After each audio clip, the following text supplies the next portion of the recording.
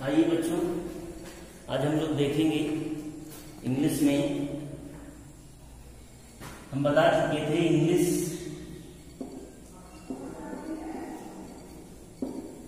जो सब्जेक्ट है इसके लिए इंग्लिश फर्स्ट और इंग्लिश सेकेंड, जैसा कि आप जानते हैं। इसमें इसको हम ये भी अब कहना सीखेंगे, इंग्लिश फर्स्ट को हम लोग कहेंगे इंग्लिश लिटरेचर। क्या कहेंगे बेटा?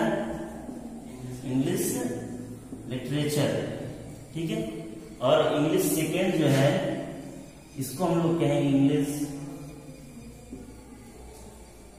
लैंग्वेज।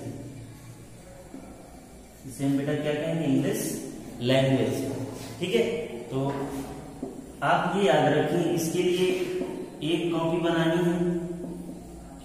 कॉपी बनाने के बाद उसी में इसके पार्ट रहेंगे। आपका पहला प्रोज, पोएट्री और सप्लीमेंट्री।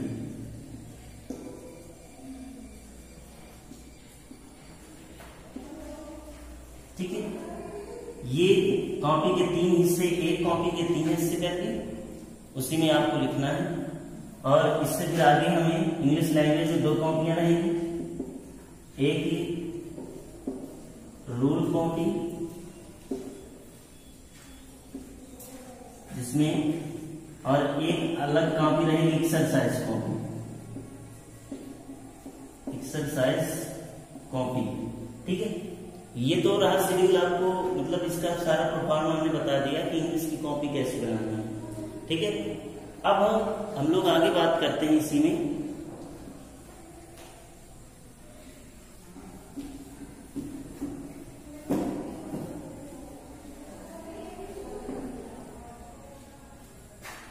हम शुरू कर रहे हैं इंग्लिश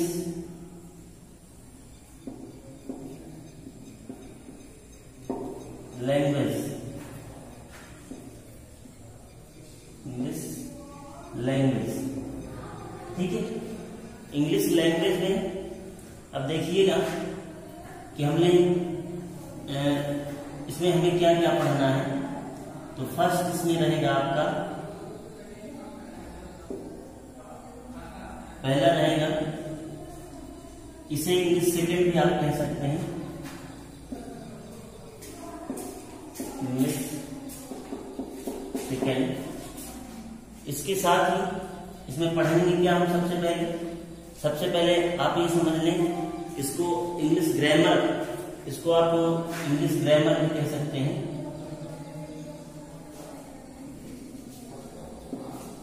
इंग्लिश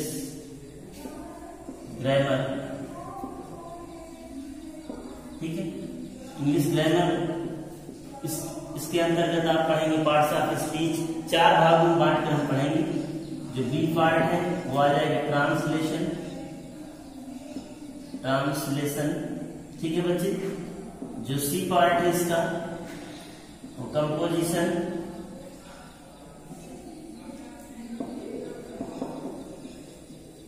सी पार्ट रहेगा।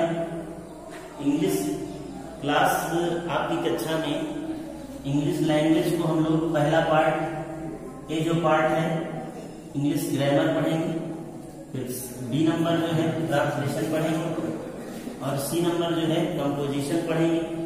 इसके साथ ही लास्ट है आपका डी नंबर वोकैबुलरी,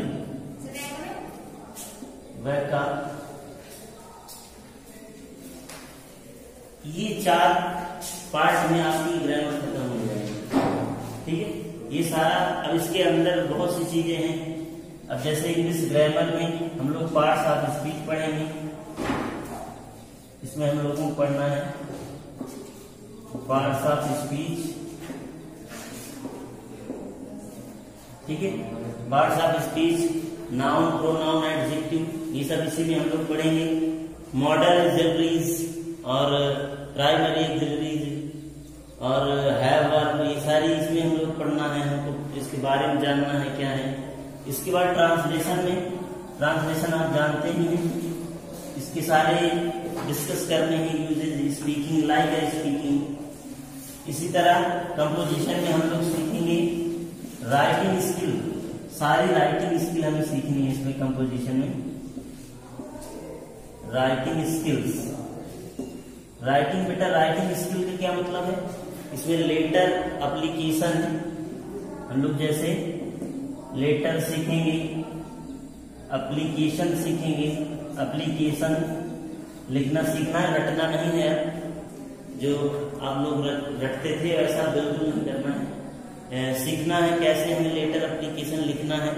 ये सारी चीजें जैसे कि सीजन बहुत सी उसमें अब आजकल लेटर एप्लीकेशन लिखाया जाता है, ऐसे आता है लिखने के लिए, ठीक है। तो ये लेटर एप्लीकेशन हो गया। इसके साथ ही अब वोकैबुलरी इसमें आप जानते ही हैं, सिनोनिम्स,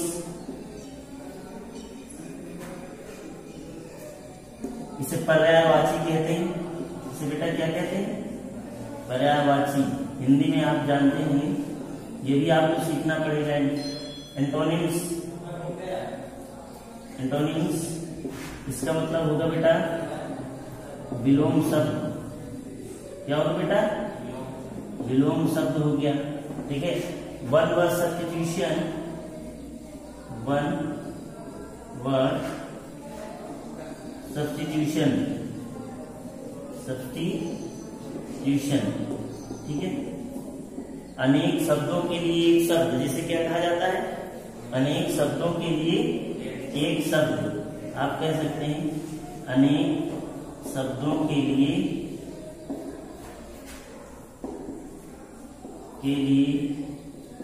एक शब्द, क्या कहते हैं, अनेक शब्दों के लिए एक शब्द। होता नहीं था जिसके माता पिता मर गए हों, अब एक शब्द आएगा, वो क्या आएगा, अनाथ। वैसे हम लोग इंग्लिश में सीखेंगे ये चीज, ठीक है बेटा, आप समझ पा रहे हैं मेरी बात को। तो सिनोनिम्स, एंटोनिम्स और इसमें इडियम फ्रेजेस भी सीखेंगे। इडियम फ्रेजेस पता है, कहावतें, लोकोक्तियां, याद है। बेसिकली ये कंपलसरी है आपके सिलेबस के अकॉर्डिंग, ठीक है। अब ये चीज हम 4 पार्ट से पढ़ने वाले हैं इसके बारे में। तो अब मैं शुरू कर रहा हूँ नया, जो आज से हम शुरू कर रहे हैं, ट्रांसलेशन से शुरू करेंगे। किससे शुरू करेंगे, ट्रांसलेशन से, ठीक है। तो 4 part we have 4 part of English grammar. First part is English grammar which is belonging with the parts of speech. If you want to say that, then you can say about noun, pronoun, adjective, conjunction, preposition. All these things we have to learn also, and will be knowing about that articles. हम article के बारे में जान सकेंगे, A and the uses. तो ए part जो है English grammar, B part translation, C part में कंपोजिशन, कंपोजिशन, ट्रांसलेशन, और लास्ट जो है 4 पार्ट, लास्ट में हम लोग जो इसको साथ साथ सीखेंगे डेली, 5 से 10 डेली हम लोग वोकैबुलरी कंप्लीट करेंगे। कभी सिनोनिम्स याद करना है, पर समझना है। तो ये 4 पार्ट हैं, इनमें से हम लोग सबसे पहले शुरू करने वाले हैं। आज हम लोग ट्रांसलेशन से शुरुआत करते हैं। तो आप जो ग्रामर के रूल्स की कॉपी बनाए उसी पे आपको लिखना है। जब हम कहेंगे आपको एक्सरसाइज कॉपी पे लिखना है, तब आप एक्सरसाइज कॉपी पे लिख सकते हैं। समझ में बात आ रही है? तो ये सारी चीजें क्लियर हो पा रही हैं। तो आज हम शुरू करते हैं। शुरू फर्स्ट पेज से आपको लिखना, ओथ लिख लेनी है। ओथ के बाद आपको नए पेज से जैसा मैं लिख रहा हूं नोट पे आपको सेम वैसे ही नोट करना है, ठीक है।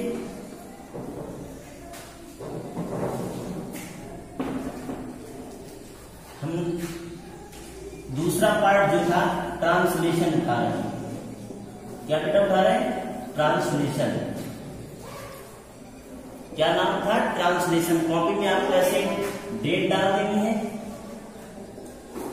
ठीक है।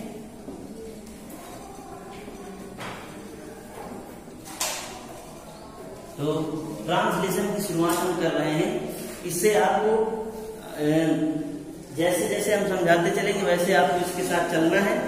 ट्रांसलेशन में तो सबसे बहुत सिंपल उसकी हम लोग शुरू करेंगे, आप ताकि एक वर्ड आपको समझ में आए, एक चीज आप अच्छे से समझ सके और क्या कर सके उसको बता सके। बहुत अच्छी अच्छी चीजें हम जानने वाले हैं, ठीक है। तो सबसे पहले हेडिंग डाल देंगे कॉपी की स्टार्टिंग में ट्रांसलेशन, और उससे हम लोग शुरू करने वाले हैं।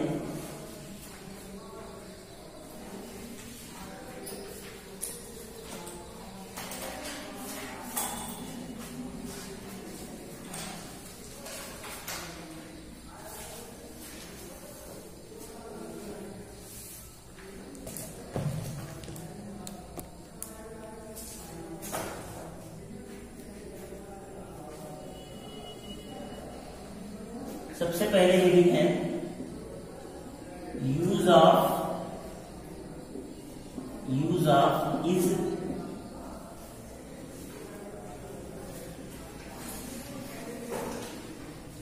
And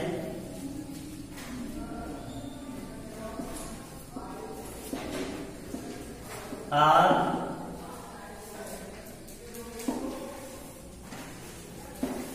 was and were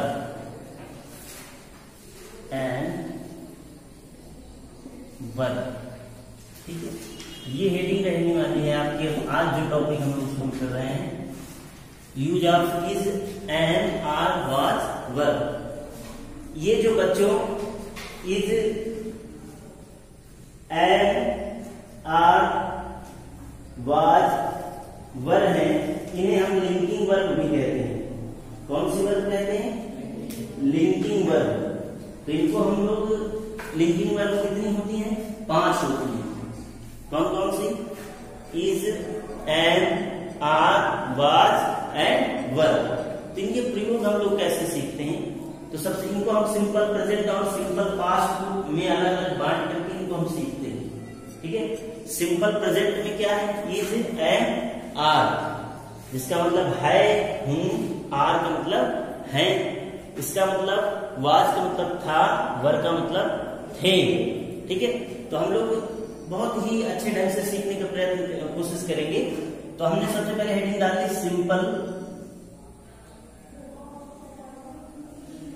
simple present. Simple present. ठीक है बेटा, क्या हेडिंग रहेगी? Simple present. अब इसमें सिंपल प्रेजेंट में क्या आएंगे? आप इनको ब्रैकेट में लिख सकते हैं, इज, एंड और आर। ठीक है। इसका मतलब है, इसका मतलब है। हिंदी में क्या होता है? इसका मतलब हूं, इसका मतलब है। इसका मतलब क्या हो जाएगा बेटा? है, हूं और हैं। 3 चीजें आ रही हैं। पहला है, दूसरा है हूं, तीसरा है हैं। बहुत सीधी सी बात है। आप हिंदी से सीधी अच्छे सिंपल लैंग्वेज आप समझ सकते हैं कि हम इस कहाँ यूज करेंगे, एंड कहाँ यूज करेंगे, आर किधर यूज करेंगे। ठीक है। अब अकॉर्डिंग टू रूल हम लोग चलेंगे, अकॉर्डिंग टू रूल्स। ठीक है। तो पहला नियम जो है, पहला रूल क्या है? रूल नंबर फर्स्ट, ध्यान से समझिएगा। Rule number first, he, she, it, he, she, it तथा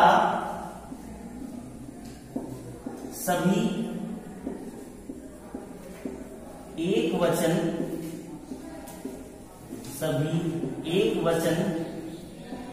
कर्ताओं के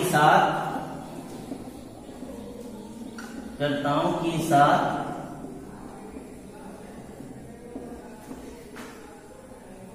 प्रेजेंट टेंस में, आप ऐसे कह सकते हैं कि साथ सिंपल प्रेजेंट में, सिंपल प्रेजेंट टेंस में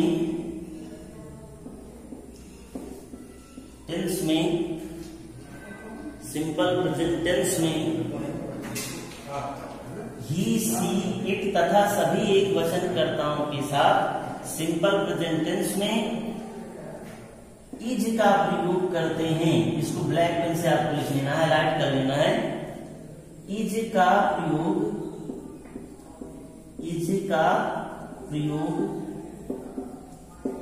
किया जाता है,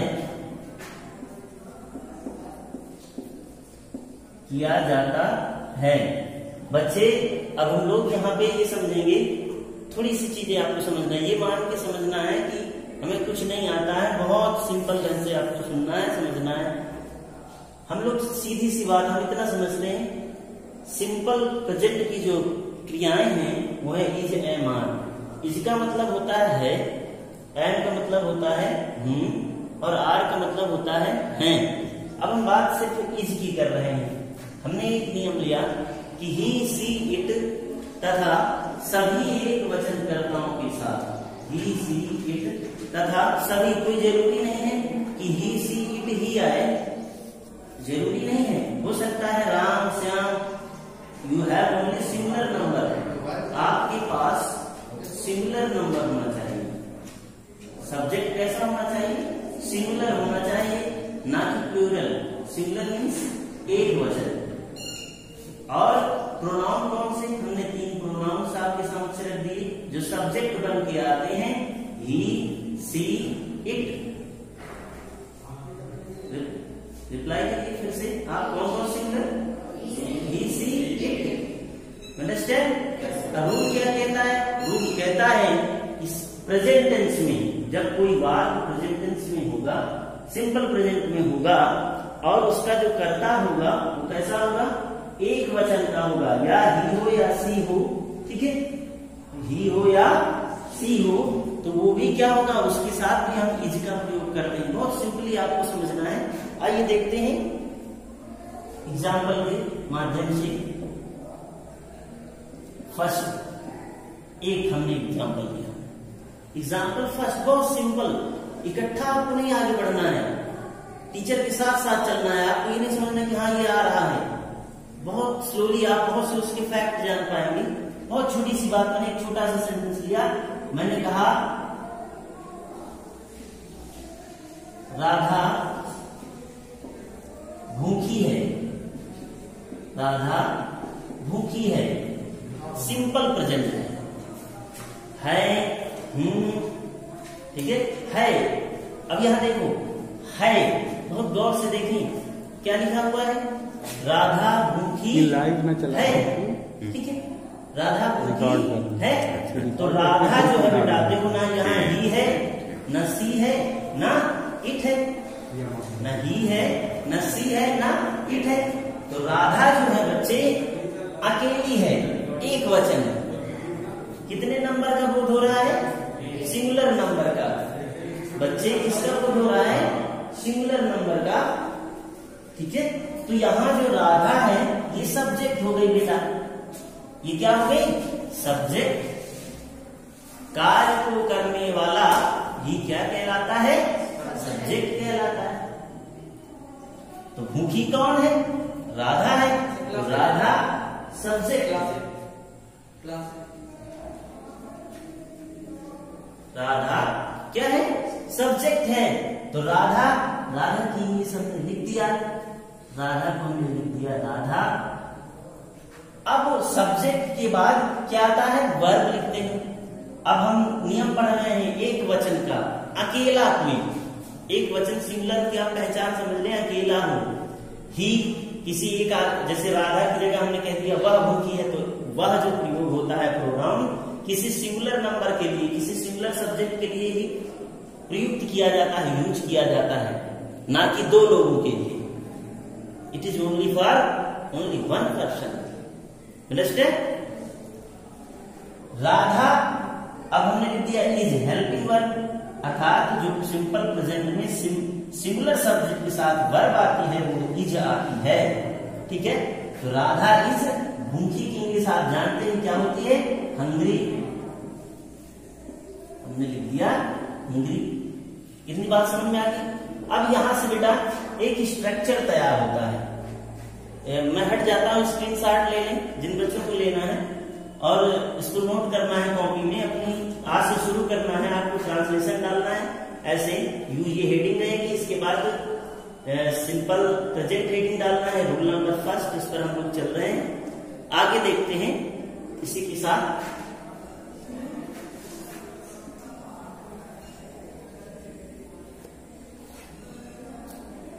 अब बेटा इसमें एक और चीज आ गई, स्ट्रक्चर।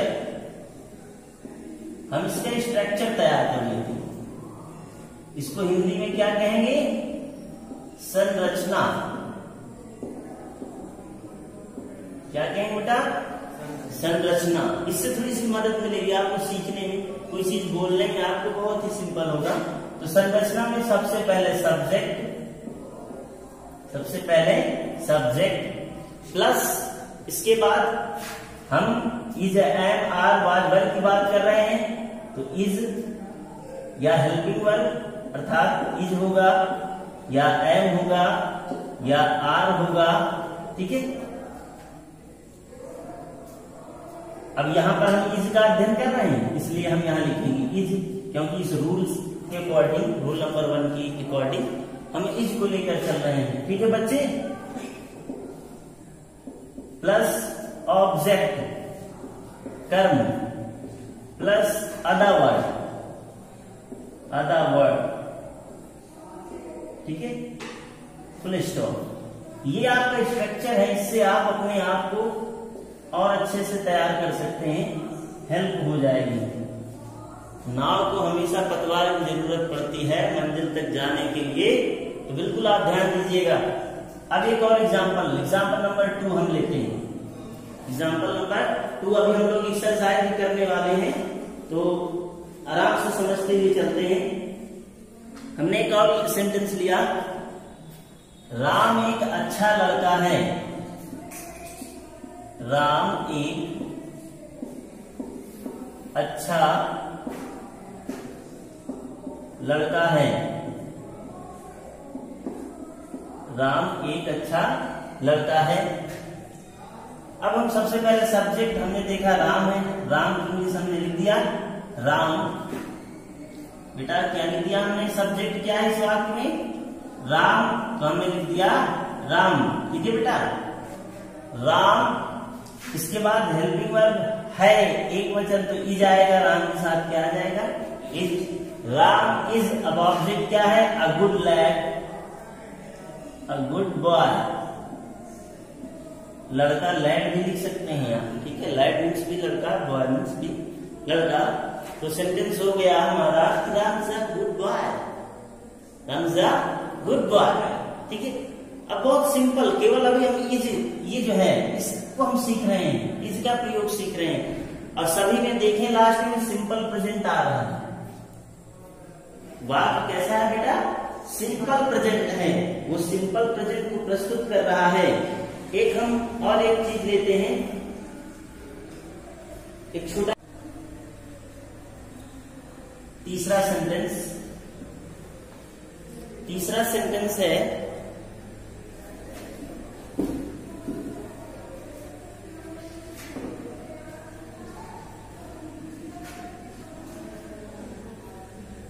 यह एक किताब है। एक दूसरा सेंटेंस लेते हैं, आज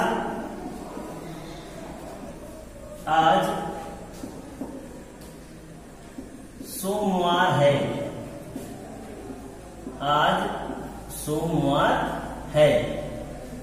अब देखो है लास्ट में आया, ये सिंपल प्रेजेंट है। लेकिन अब ऐसे वाक्यों में हम इट का प्रयोग करते हैं बेटा। किसका प्रयोग करते हैं? इट का प्रयोग करते हैं। और हमने लिखा दिया है उसमें, जो रूल है फर्स्ट में उसमें लिख चुके हैं हम लोग की ही, सी और इट के साथ हम किसका प्रयोग करते हैं? इज का प्रयोग करते हैं जब वाक्य प्रेजेंट, सिंपल प्रेजेंट में हो। तो ये देखो, तो इट इज, आज सोमवार है, इट इज मंडे टुडे। क्या हो जाएगा? It is Monday today. आज मंगलवार है, क्या हो जाएगा कंडीशन? ठीक है, याद ये रहना कि प्रेजेंट टेंस में ही है, सिंपल प्रेजेंट में रहे तब याद रहे। अब हम कहते हैं आज सोमवार था या कल सोमवार था, तो आप उसमें भी इज नहीं लगाओगे, था में चला गया बात। सेंटेंस भी आपको ध्यान देना है। ठीक है, इसी तरह बेटा एक और लेते हैं, 4 नंबर, एग्जाम्पल नंबर 4। इसको भी आप देखेंगे। ठीक है, एग्जाम्पल नंबर हम 4 लेते हैं, इसको भी सुनिएगा। हमने कहा वह एक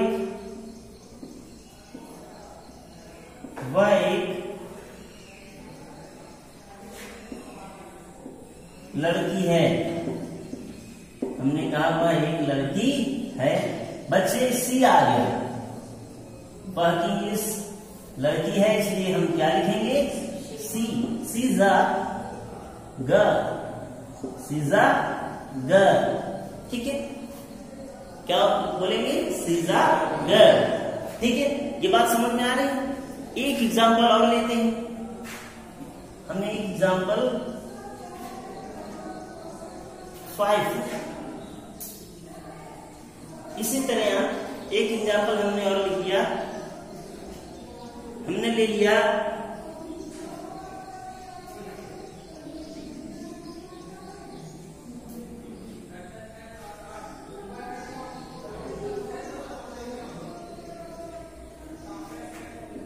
मोहन एक विद्यार्थी है। मोहन एक विद्यार्थी है। मोहन क्या है? विद्यार्थी है। हमने लिखा मोहन, सब्जेक्ट बेटा क्या है? मोहन, सबसे पहले सब्जेक्ट। अब हेल्पिंग वर्ब इज, हमने इज बेटा क्यों लगाया? क्योंकि मोहन सिंगुलर सब्जेक्ट। कौन सा सब्जेक्ट है? Singular subject. तो Mohan is a student. Student, Mohan is a student. Student means विद्यार्थी। ठीक है बेटा, ये सब्जेक्ट, ये वर्ब, ये ऑब्जेक्ट। Subject, verb, object. अगर ये निगेटिव होता है बच्चे, अगर नकारात्मक वाक्य बन जाता है, तो इसका भी ध्यान देना है आपको। तब इज नॉट का प्रयोग करते हैं। ठीक है, इसके बाद आप यहां नोट एक डाल देंगे, उसमें लिख लेंगे यदि वाक्य निगेटिव होगा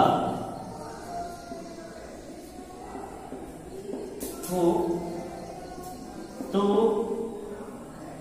इज के साथ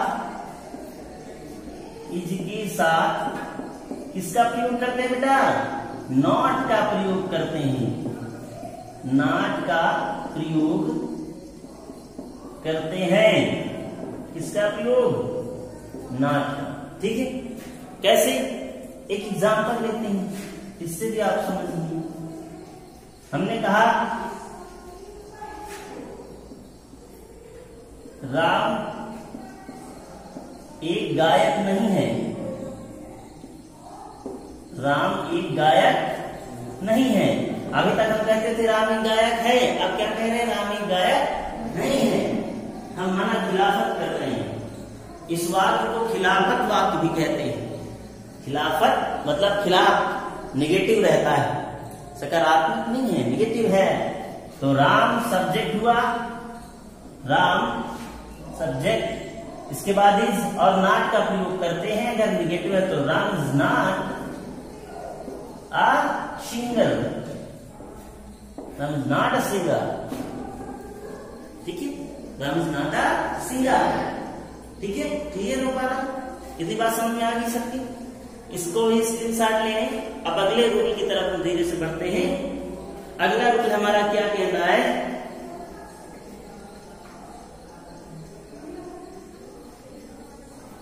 इसको डिलीट कर सकते हैं ना, स्क्रीनशॉट ले लीजिएगा, आपके लिए बड़ा बेनिफिशियल सिद्ध होगा। लिखते जाना है, कॉपी जो बनानी है उसमें करते जाना है। एक्सरसाइज कॉपी में आपको अलग से करना है। तो ये बेटा, अब हम लोग पहले रूल की अकॉर्डिंग इतनी सारी चीजें जान चुके हैं। अब हम लोग चलते हैं रूल नंबर 2 पर। किस पर चलते हैं? रूल नंबर 2 की बात करने वाले हैं हम लोग। रूल नंबर 2, बच्चे अब इज की कहानी खत्म हो रही है। अब हम लोग जानने जा रहे हैं आर। किसकी बात को? आर की। ठीक है, जिसका मतलब होता है नहीं, है। गौर से आप समझें तो है और है में बहुत ज्यादा अंतर है। ठीक है, तो आइए देखते हैं। यू वी,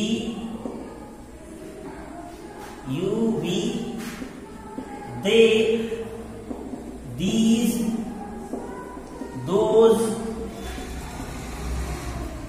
आप देखते चले, समझते चले। यू का मतलब तुम, आपको आ रहा हो बिल्कुल नहीं, नोट में लिखना है, सिर्फ इंग्लिश लिख लेना है, मैं समझाने के लिए लिख रहा हूं। वी का मतलब हम, दे का मतलब वे, दीज का मतलब ये, दोज का मतलब वे, ठीक है। जहां पर संकेतवाचक प्रोनाउन है ये, कौन सा संग, वे आदमी हैं, ये बच्चे हैं, ठीक है। आदि सभी, आदि सभी बहुवचन प्लूरल, आदि सभी बहुवचन कर्ताओं के साथ, कर्ताओं के साथ, ठीक है, जो प्लूरल सब्जेक्ट्स के अनुसार, अकॉर्डिंग उसके अनुसार के साथ प्रेजेंट टेंस में, अर्थात सिंपल प्रेजेंट में, ये भी आपको समझते चलना है। सिंपल प्रेजेंट टेंस, ठीक है, इसमें सिंपल प्रेजेंट टेंस में, ठीक है। आर का किसका प्रयोग करते हैं, आर, इसको ब्लैक पेन से या हाईलाइट कर लेंगे। आर का यूज करते हैं या आर का प्रयोग करते हैं, प्रयोग करते हैं। बच्चे ये क्लियर हो पा रहा, इसकी कहानी खत्म हो गई। अब बात आ गई आर, ठीक है। अब बात आ गई आर की। डेट, हाँ, आज हम लोग एक दिन आगे चल रहे हैं, कोई बात नहीं। देखें, आगे होना चाहिए, पीछे बस नहीं होना चाहिए। अब इसकी एग्जाम्पल के माध्यम से इसको भी हम समझते हैं बेटा। अब इसमें देखें, सब्जेक्ट हमारा कैसा होना चाहिए, बहुवचन होना चाहिए, मतलब प्लूरल सब्जेक्ट होना चाहिए, सिंगुलर नहीं होना। अब एक से अधिक होना चाहिए। कितने लोगों से, एक लोग। अभी तक हम किसकी चर्चा करती, एक बंदा होना चाहिए, सिंगल नहीं। अब क्या होना चाहिए, अधिक होना चाहिए, एक से अधिक होना चाहिए बस। अच्छा, हमने जैसे कहा तुम बैठे हो, ठीक है, तुम बैठे हो, तो तुम में तो सब आ गए ना, आप सभी लोग आ गए ना, पर्सनली हमने एक को नहीं कहा। हम जा रहे हैं, तो इसका मतलब अकेले कोई नहीं जा रहा, हम जा रहे हैं, सभी जा रहे हैं, तभी कह रहे हैं हम जा रहे हैं, ठीक है। हम विद्यार्थी हैं, तो एक की बात नहीं कह रहा, वो एक समूह की बात कर रहा, सभी लोगों की बात कर रहा है कि हम सभी विद्यार्थी हैं। तुम गंदे हो, तो आप गंदे हैं, ठीक है, तुम गंदे हैं या आप गंदे हो, ठीक है। तो इसमें भी एक की बात नहीं है, सभी की बात है। तुम आलसी हो, तो तुम डेफिनेटली आलसी सभी लोगों के लिए कहा जा रहा है, मतलब एक से अधिक लोगों के लिए कहा जा रहा है। बात समझ में आ रही है। अब बेटा क्या है, एग्जाम्पल के जैसे हमने कहा, एक सेंटेंस हमने कहा तुम गंदे हो,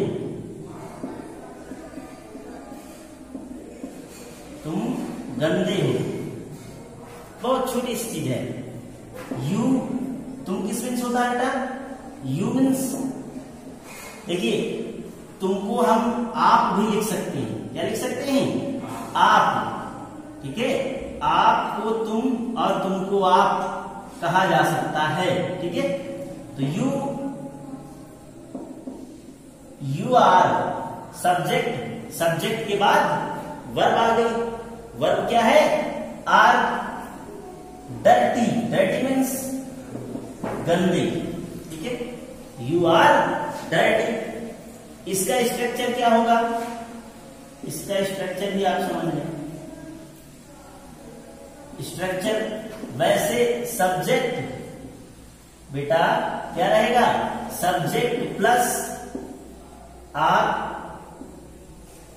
प्लस अगर बात निगेटिव है तो not, plus object, plus object बेटा, object OBJ means object plus other word. Other words मतलब अन्य शब्द। ये आपका हो गया स्ट्रक्चर, ये संरचना है, इसकी सहायता से आप ट्रांसलेशन कर सकते हैं। दूसरा हमने एक वाक्य और लिया, हमने कहा वे विद्यार्थी हैं। हमने बेटा क्या कहा? वे विद्यार्थी हैं, इसका ध्यान रखना, है हैं, ठीक है। हमने इस बार दे मीन्स क्या होता है? वे, तो they are students, they are students.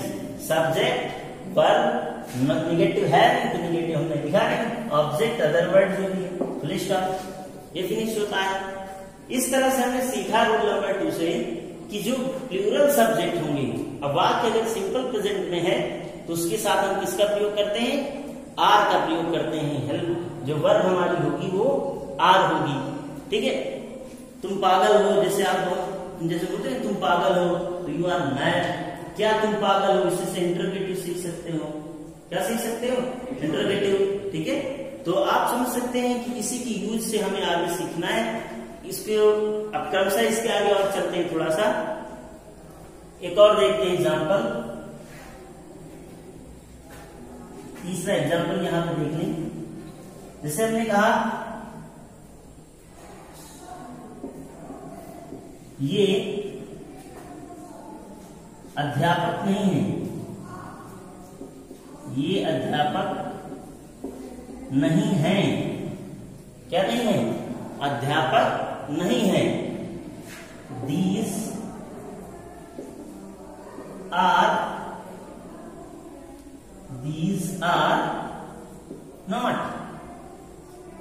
are not teachers. These are not teachers. Clear है? यहां तक सबके समझ में आ गया। अब इससे अभी आपको और सीखना है। इसके आगे एक और रूल आता है। यहां तक आपको किसी को कोई प्रॉब्लम हो तो नीचे कमेंट्स कर दे, और आप लोगों को किसी प्रॉब्लम हो तो बता सकता है मुझे किसी भी माध्यम से। इसमें थोड़ी सी आपकी मस्तिष्क की चेतावनी बहुत जरूरी रहेगी। हम पहचानने में गलती ना करें, इसको धीरे धीरे बोलने की कोशिश करें इंग्लिश, तब आपको बहुत अच्छे से आएगी। तीसरा रूल देख लें कि तीसरा रूल बहुत ही सिंपल है। रूल नंबर 3 कहता है आई के साथ, किसके साथ? आई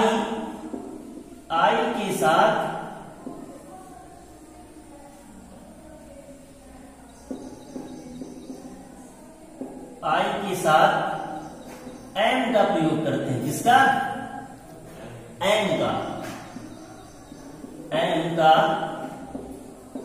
प्रयोग करते हैं। किसका प्रयोग करेंगे बच्चे? एम का। बस इतना सा रूल है। थर्ड आई, मैं, ठीक है। आई मीन्स मैं, उसके साथ आपको हमेशा कहीं भी सिंपल प्रेजेंट की बात हो रही होगी, आई होगा वहां पर, तो आई के साथ जो वर्ब होगी वो कौन होगी? एम। एग्जाम्पल, मैं एक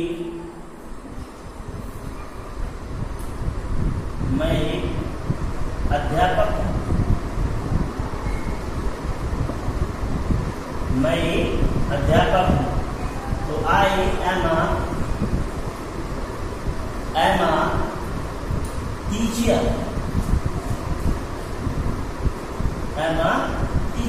आई एम a टीचर। मैं अध्यापक नहीं हूं तो क्या हो जाएगा? एम।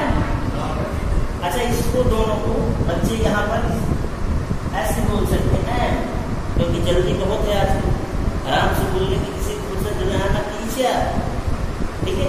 ये भी ध्यान रखें, जल्दीबाजी में आएगा मन कर जाएगा आपका एम टीचर भी बोले, इसका विशेष ध्यान देंगे। तो इतनी बात क्लियर हो पा रही। इसी तरह एक एग्जाम्पल इसका और देखें। मैं पागल नहीं हूं, मैं पागल नहीं हूं, ठीक है, मैं पागल नहीं हूं। एम, अब यहां देखें एम लिखें, अलग अभी समझे, धीरे धीरे समझे। आई एम नॉट मैड, जल्दी से बोलना है, नॉट मैड, मैं पागल नहीं हूं, मैं भूखा नहीं हूं, आई एम नॉट हंग्री, मैं प्यासा नहीं हूं, आई एम नॉट थिर्स्टी। समझ पाता रही, इतनी बात क्लियर हो पा रही है? इसको आप नोट कर लें, इसके बाद फिर आगे हम चर्चा करते हैं। इतना नोट कर लें, फिर आगे बढ़ते हैं।